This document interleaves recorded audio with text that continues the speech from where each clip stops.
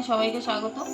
আজকে আমি নিয়ে চলে এসেছি রুই মাছ দিয়ে আমি পটল দিয়ে পাতলা ঝোল করব। এই যে আমি নিয়ে নিয়েছি রুই মাছ, নিয়ে নিয়েছি পটলটাকে আমি কেটে নিয়েছি, দেখো লম্বা লম্বা করে পটলটাকে কেটে নিয়েছি। আর নিয়েছি সঙ্গে আলু, এই যে আলুটাকেও আমি লম্বা লম্বা করে কেটে নিয়েছি।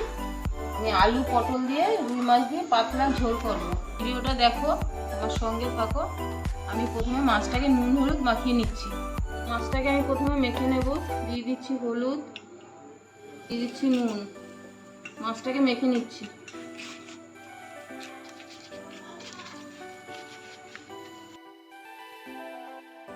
কড়াইতে তেল দিয়ে দিচ্ছি।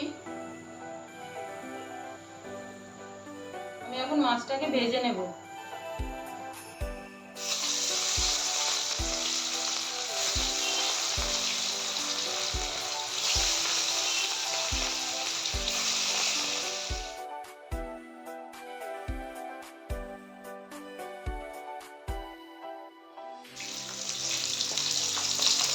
মাছটা ভাজা হয়ে গেছে, মাছটাকে আমি এখন তুলে নিচ্ছি।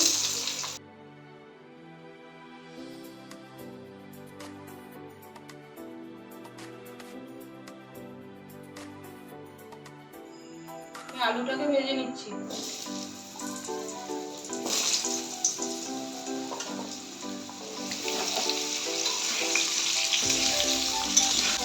দিয়ে দিচ্ছি একটু নুন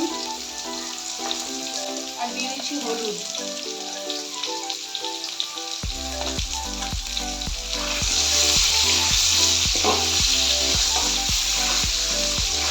আলুটা ভাজা হয়ে গেছে, আমি এখন আলুটাকে তুলে নিচ্ছি।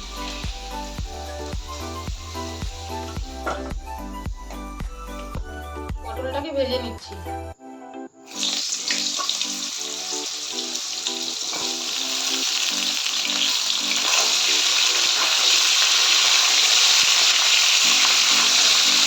দিয়ে দিচ্ছি আর দিয়ে দিচ্ছি নুন।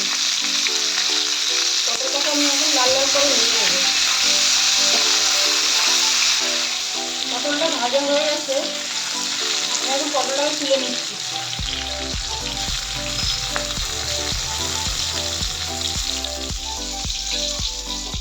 দিয়ে দিচ্ছি দুটো শুকনো লঙ্কা, দিয়ে দিচ্ছি জিরে, দিয়ে দেবো টমেটো কুচি,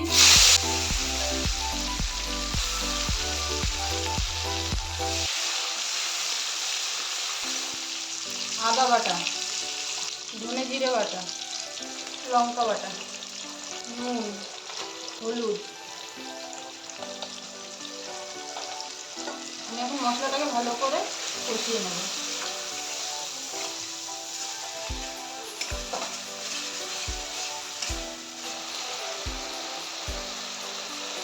মশলাটা দিয়ে তেল ছেড়ে গেছে, মশলাটা কষানো হয়ে গেছে। আমি এখন আলু আর পটল ভাজা সেটাকে দিয়ে দিচ্ছি।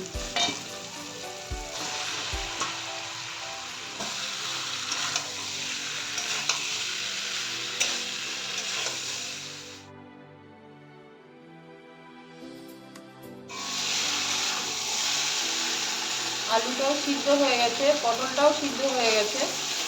আমি এখন জল দিয়ে দিচ্ছি।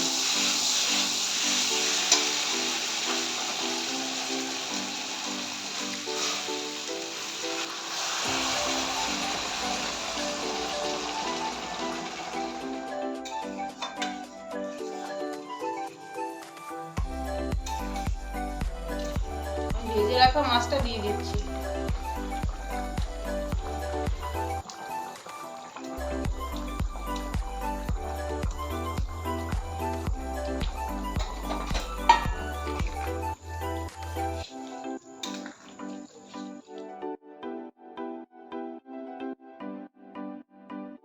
আমি এখন দিয়ে দিচ্ছি ধনেপাতা।